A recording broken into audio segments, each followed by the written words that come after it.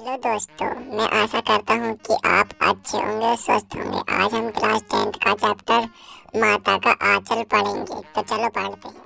लेखक कहते हैं, मेरे पिताजी सुबह सबसे पहले उठकर नहा धोकर पूजा करने बैठ जाया करते थे। माता जी से मेरा केवल दूध तक का नाता था, इसलिए मैं पिताजी के साथ चौकी पर बाहर सोया करता था। पिताजी मुझे अपने साथ ही नहलाया करते थे और साथ ही मैं पूजा करने भी बैठा दिया करते थे। पूजा करने बैठाने के समय मैं उन्हें तिलक लगाने के लिए बहुत ज़्यादा परेशान किया करता था।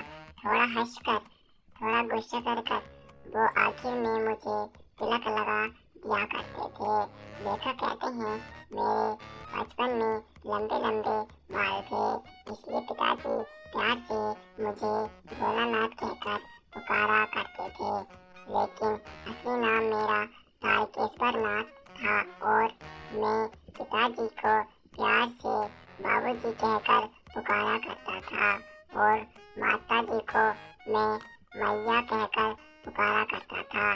जब लेखक के पिताजी रामायण का पाठ किया करते थे तो लेखक भी उनके बगल में बैठा करते थे और उनके पास जो आईना रखा हुआ रहता था तो उसमें वे अपने मुंह को निहारा करते थे। जब उनके पिताजी रामायण का पाठ कर रहे होते थे, जब पिताजी उन्हें ऐसा करते हुए देख लिया करते थे तो वे थोड़ा लजाते हुए, शर्माते हुए उस आईने को नीचे रख दिया करते थे और जो उनके पिताजी भी इस बात को लेकर इस बात पे मुस्कुराने लगते थे।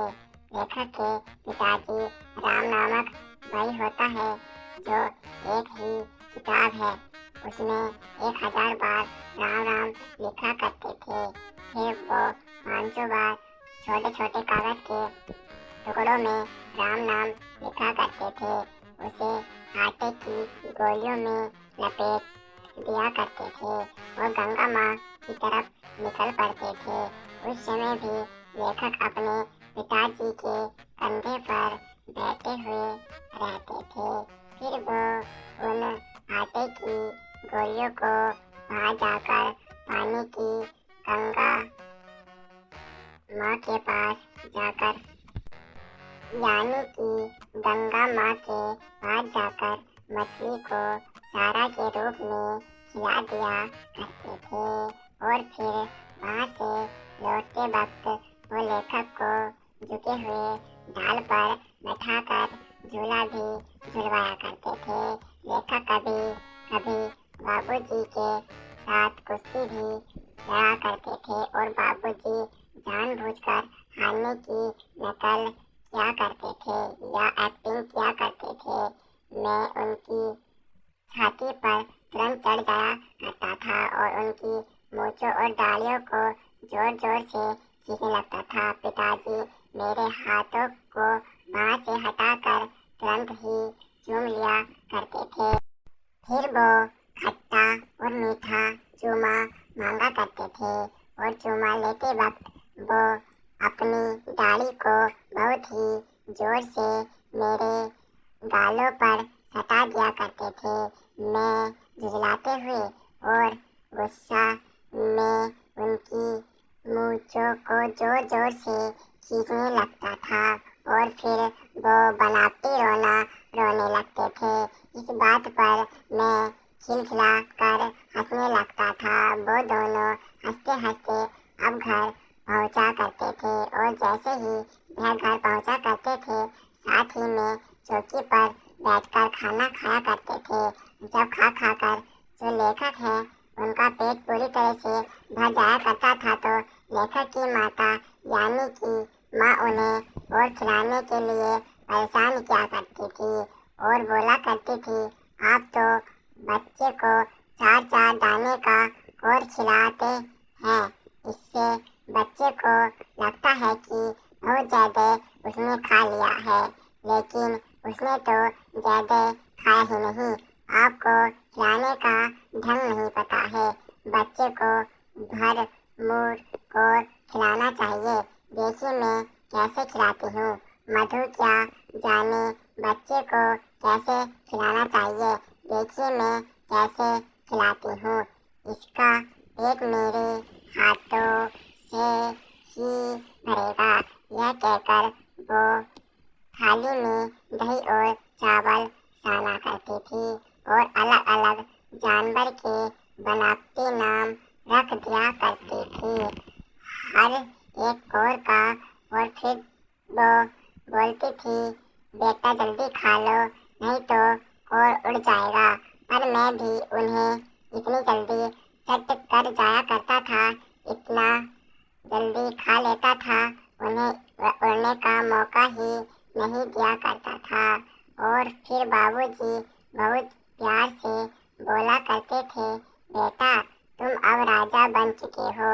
यह सुनते ही मैं उठकर बहुत ज्यादा उछलने कूदने लगता था और फिर चौकी से उतरकर एक नकली लकड़ी का घोड़ा लेकर घर से बाहर निकल पड़ता था अपनी गली में।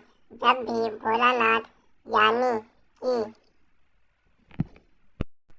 यानी कि अपनी माता के हाथों में आया करते थे, माता उन्हें पकड़कर सबसे पहले उन्हें तेल लगाया करती थी।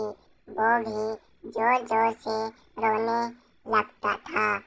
उसका रोना सुनकर उसके पिताजी मेरे ऊपर बहुत ज़्यादा गुस्सा करते थे, लेकिन मैं उसे नहीं छोड़ती थी।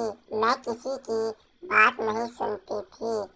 उसे तेल लगाकर उसकी चोटी बनाकर कन्हैया के जैसे तैयार कर दिया करती थी और फिर छोड़ दिया करती थी। फिर बाद में लेखक के पिताजी उसे अपनी गोद में लेकर बाहर निकलते थे, लेकिन भोलानाथ यानी लेखक सिसकता रहता था। लेकिन जैसे ही वो अपने मित्रों को देखकर रोना भूलकर अपने पिताजी को गोदी से उतरकर अपने दोस्तों के साथ जाकर खेलने लगता था। लेखक अपने मित्रों के साथ मिलकर अलग अलग तमाशे करने लगते थे।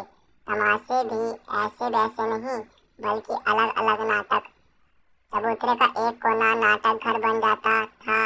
अब चबूतरे क्या होता है? कोई भी ऐसी चीज जो जमीन से थोड़ी ऊपर हो, उसे हम चबूतरा कहते हैं। लेखक और उसके मित्र चबूतरे को खेलने के लिए यूज किया करते थे। लेखक के पिताजी जिस पेड़े के ऊपर बैठकर नहाया करते थे, वो उन लोगों का रंगमंच बना करता था। उसे वो लोग नकली मिठाई दुकान बना दिया करते थे और वहाँ वो केले के लड्डू, पत्तों की पूरी, कचौरी, मिट्टी गिल्ली मिट्टी की जलेबी या टूटे हुए घड़े के बतासे आदि मिठाइयाँ वो उस दुकान पर सजाया करते थे। आगे का चैप्टर पार्ट 2 में आएगा। अभी तक आपने चैनल को सब्सक्राइब नहीं किया है तो कृपया चैनल को सब्सक्राइब करें। Thank you for watching.